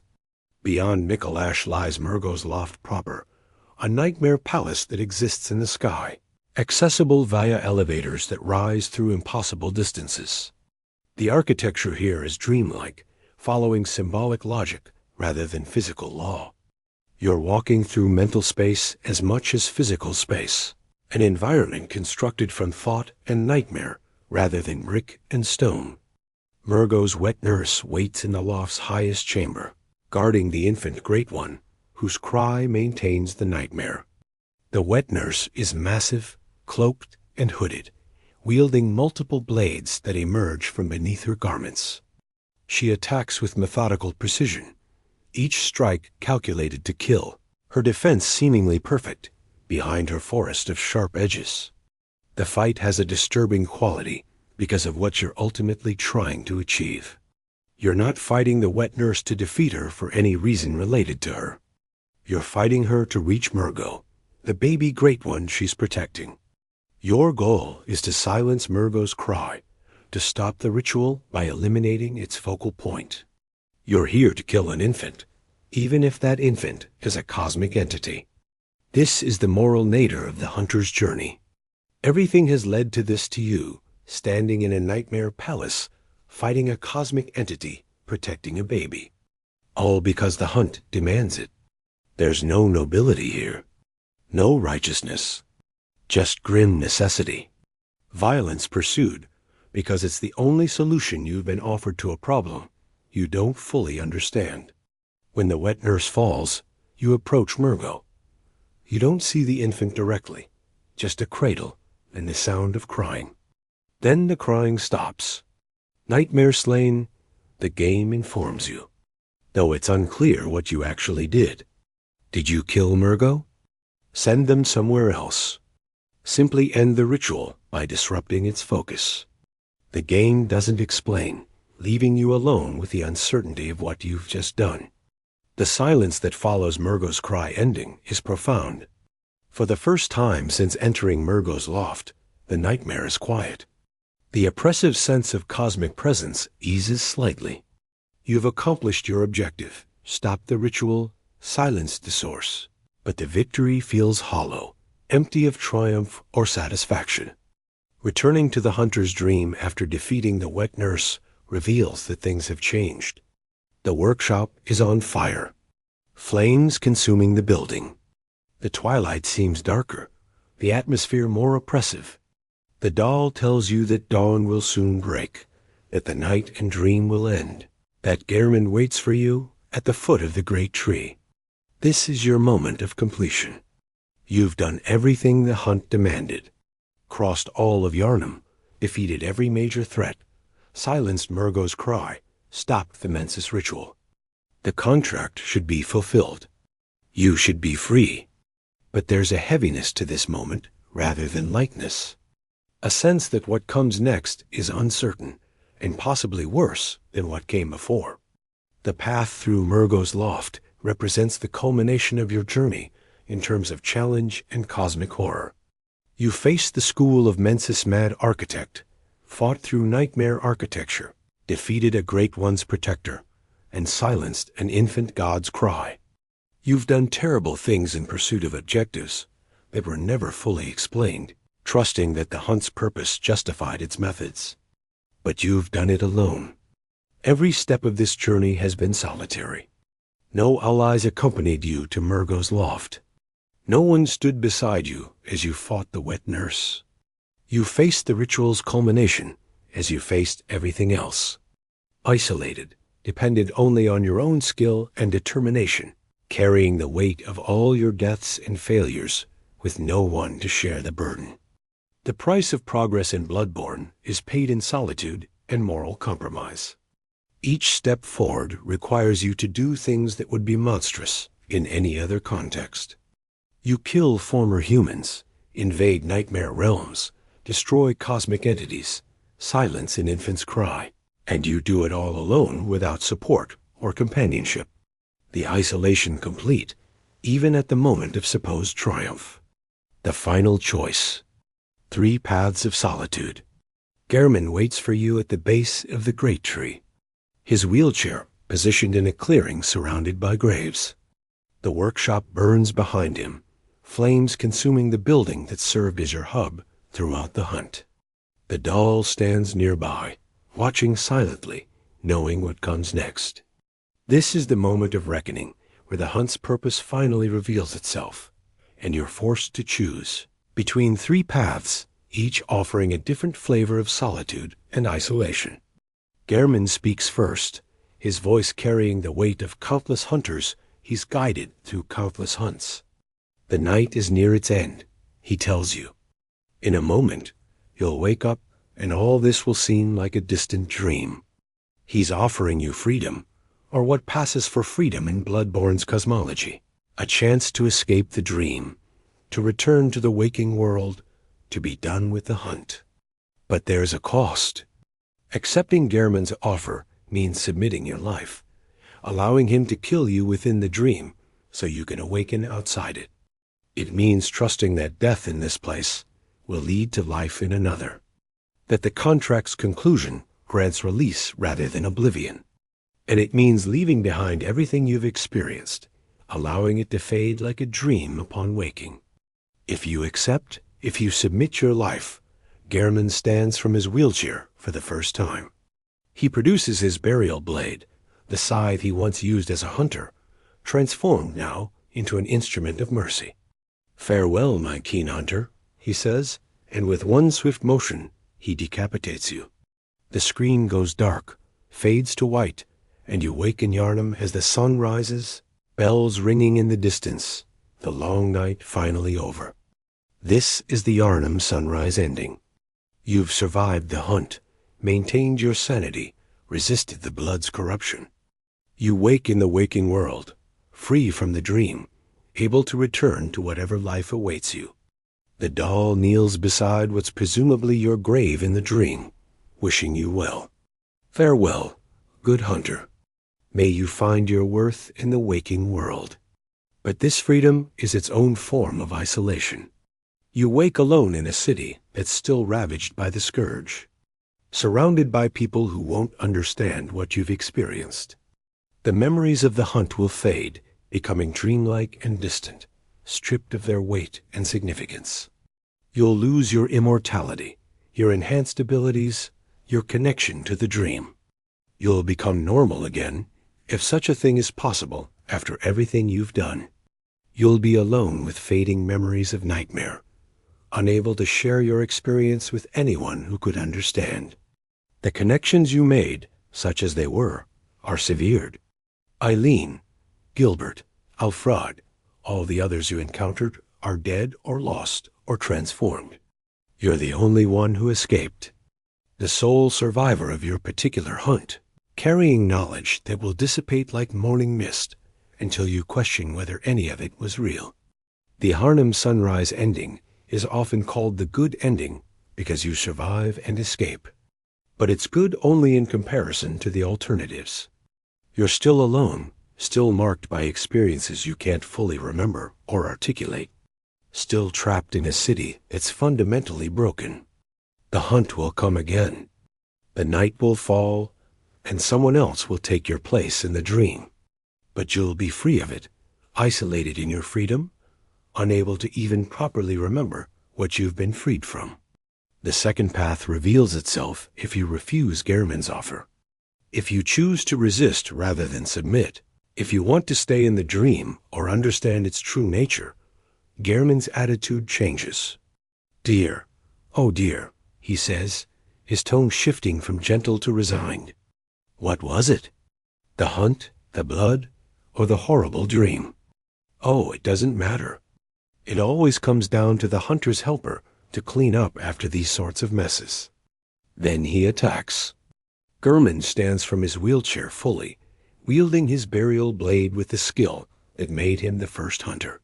The fight is intense, difficult, a test of everything you've learned throughout your journey. Gehrman is fast, aggressive, capable of devastating combos and powerful attacks. He represents what a master hunter can do, the pinnacle of the hunter's art. But there's also sadness to the fight. Gehrman doesn't want to kill you. He wants you to accept his offer, to escape the dream, to avoid his fate. But you've refused, and so he must stop you, must prevent you from learning the truth. must ensure that at least you don't suffer the way he has. His attacks are mercy in the form of violence. Each strike an attempt to free you through death, since you won't accept freedom through submission. When Gehrman falls, the moon presence descends.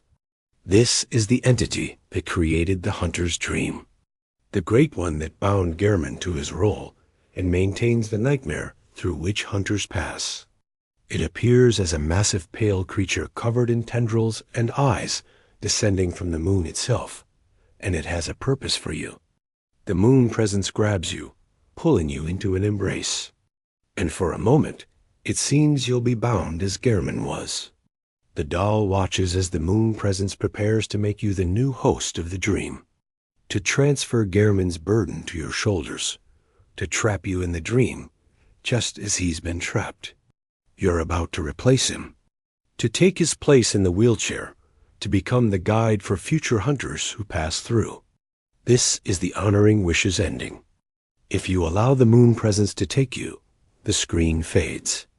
And when it returns, you're sitting in Gehrman's wheelchair. The doll stands behind you, hands resting gently on your shoulders. And so, she says, the hunt begins again. Gehrman is gone, freed at last. And you've taken his place.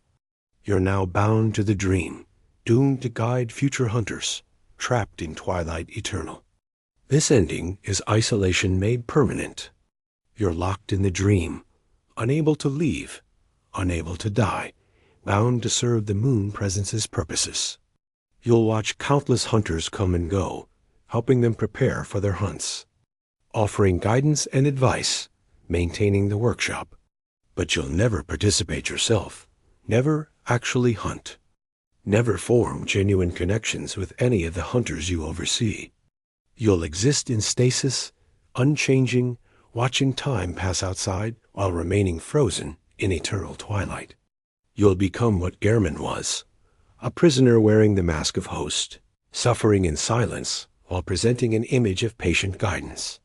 Your isolation will be complete, your connection to humanity severed by immortal imprisonment in a place between places. The loneliness of this ending is profound. Gehrman's nightly prayers, his desperate pleas for release, will become your prayers. His pain will become your pain. And there's no promise of escape, no guarantee that some future hunter will free you as you freed him. You might be trapped forever, or for so long that forever becomes meaningless, isolated beyond all hope of companionship or release. But there's a third path accessible only if you've consumed 3 1/3 umbilical cords before defeating Gehrman. These cords are fragments of Great One's children, sources of cosmic power that grant insight into the nature of reality. With 3 cords consumed, you've gained enough cosmic understanding to resist the moon presence's influence. When the moon presence descends and grabs you, if you've consumed the cords, something different happens. You resist. The moon presence recoils, unable to bind you, forced to confront you as an equal, rather than dominate you as a tool. And so it attacks, fighting you conventionally, trying to defeat you through force, since it cannot bind you through power. The fight with the moon presence is easier than the fight with Gehrman. Ironically, the Great One is powerful, but predictable. Its attacks telegraphed and avoidable. It has one particularly dangerous move that drains your health to 1 point. But even this can be managed with proper spacing and timing. The moon presence, for all its cosmic nature, falls to a hunter who's come this far and learned this much. When the moon presence falls, when you defeat the architect of the hunter's dream, something unprecedented happens. You begin to transform, your body shifting, changing, taking on new form. The screen goes black, and when it returns, you're not human anymore. You've become an infant Great One, a small squid-like creature, the first human to achieve the transcendence that Willem and countless others sought. The doll finds you, picks you up, cradles you gently. "Oh, good hunter," she says, recognizing you somehow, despite your transformation. She promises to nurture you, to help you grow into whatever you're becoming. This is the childhood's beginning ending, the secret true ending that requires specific preparation to achieve. But is it actually better than the alternatives? You've transcended humanity, achieved a form of godhood, become something that exists on a cosmic level, but you're also no longer human, no longer capable of human thought or emotion or connection.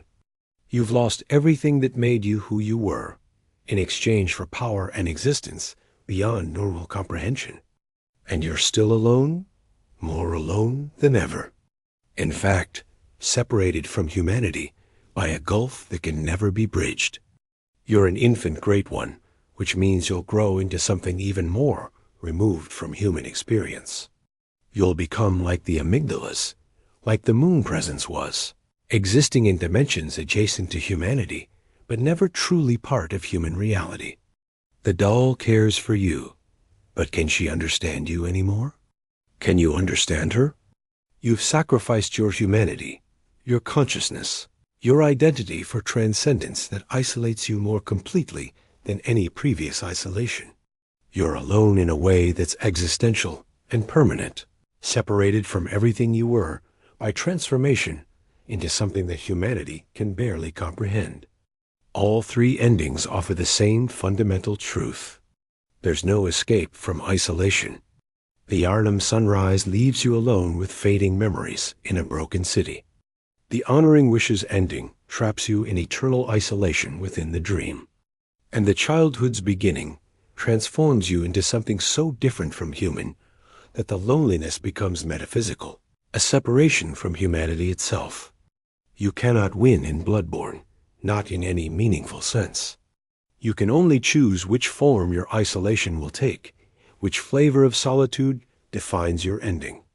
The hunter who fights alone remains alone even at the journey's conclusion, even when apparent triumph or transcendence is achieved. The solitude is fundamental, built into the very structure of what it means to hunt in Yharnam. Conclusion: the eternal hunt. The story of the hunter who fights alone is ultimately the story of every hunter. From the moment you wake in Iosefka's clinic to the moment you face your final choice before Gehrman, isolation defines your experience. You walk Yharnam streets solo. You fight its beasts and bosses without reliable allies. You die and resurrect in private agony. You make connections that cannot last. You accumulate trauma that no one else shares. This isolation isn't accidental. It's not a consequence of poor planning or bad luck. It's fundamental to Bloodborne's design. Thematic core running through every system and narrative beat. The game is structured to ensure you experience loneliness at every level. From mechanical isolation in gameplay to narrative isolation in story, to existential isolation in its cosmic horror themes. You fight alone because that's what Bloodborne is about. The futility of individual struggle against forces beyond comprehension. The impossibility of meaningful connection in a world designed to strip away bonds. The terrible price of transcendence and the hollow nature of victory. Every hunter walks this path solo, separated from others by the very nature of what they've become. The blood that grants you power also marks you as other different from normal humans, incapable of fully connecting with those who haven't been transformed. The immortality that lets you persist through countless deaths also separates you from normal mortality, making your experience incomprehensible to those who can actually die. The insight you gain through your journey isolates you through knowledge that others cannot share. Your companions die or vanish or transform. Eileen falls in her final hunt. Gilbert becomes a beast. Alfred destroys himself in religious fervor. Maria guards her secret eternally. Ludwig descends into madness and bestial fury. Everyone you meet is doomed by the narrative, marked for tragedy, unable to provide lasting companionship even when they want to help. The spaces you navigate reinforce isolation at every turn. Central Yharnam's hostile streets where every door is locked against you. The cathedral ward's empty plazas designed to make you feel small and insignificant. The forbidden woods, threatening wilderness where you can be lost for hours. Old Yharnam's abandoned district where protection means standing alone against all others. Byrgenwerth's revelation of cosmic loneliness. Yahar'gul's nightmare made real. Murgo's loft in the sky. Even the hunter's dream, your supposed sanctuary, is a prison that isolates. Gehrman is trapped there, suffering in silence. The doll, for all her kindness, lacks genuine consciousness. The messengers cannot communicate. You're alone, even in the place designed to give you rest. Surrounded by simulacra of connection rather than its reality, the endings offer no escape from this fundamental isolation. Wake in the waking world alone with fading memories. Become trapped in the dream eternally. Transform into something inhuman. Every path leads to solitude, just different varieties of it. There's no true victory, no genuine escape, no way to avoid the isolation that defines the hunter's existence. And yet, hunters keep coming. The cycle continues. The night falls, the bells ring, and someone new wakes in Iosefka's clinic, ready to begin their own doomed journey through Yharnam's streets. They'll walk the same paths you walked, fight the same enemies, experience the same isolation, and ultimately face the same three endings, none of which offer real comfort or connection. This is the eternal hunt. Not eternal because it lasts forever for any individual hunter, but eternal because it repeats endlessly. Generation after generation, night after night, each hunter fights alone. Each hunter fails or succeeds in isolation.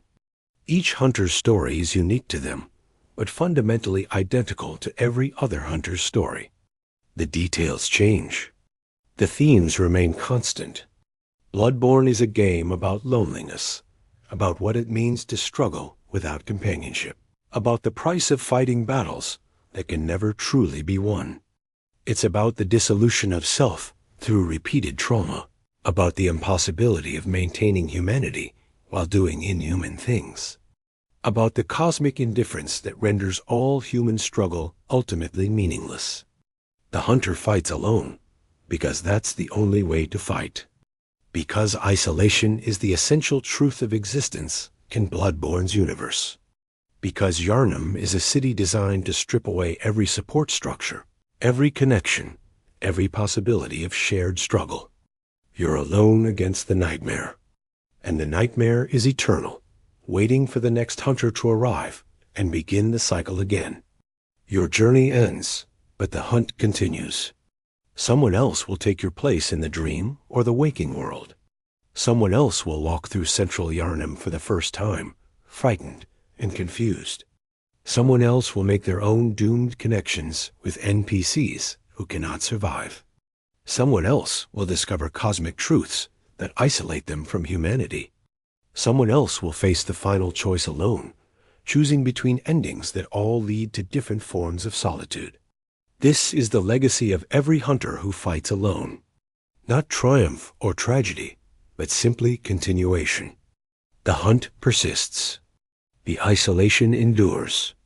The night falls again and again, and each time it does, another hunter wakes to find themselves utterly, devastatingly alone in a city that wants them dead, fighting battles they don't fully understand, walking toward endings that offer no real comfort or resolution. The doomed life of a hunter who fights alone is the only life a hunter can have. Isolation isn't a bug in the system. It's the system itself. And every hunter who enters Yharnam, who accepts the blood transfusion, who wakes in the dream, has already accepted this doom, even if they don't yet understand it. They will fight alone. They will suffer alone. They will face their ending alone. And the hunt will continue, eternal and indifferent, waiting for the next victim to arrive. This is Bloodborne. This is the hunt. This is the doomed life of every hunter who walks these streets, fights these beasts, and seeks transcendence or escape or simply survival in a world designed to ensure that none of these things are possible. The isolation is complete. The loneliness is fundamental. And the hunter walks on alone because that's the only option they've ever had. Thank you for watching this exploration of the doomed life of a hunter who fights alone in Bloodborne. If you enjoyed this deep dive into one of gaming's loneliest journeys, please consider liking this video and subscribing to Sleep Talk for more. What other games would you like to see explored in this format? Let me know in the comments below. Until next time, good hunter.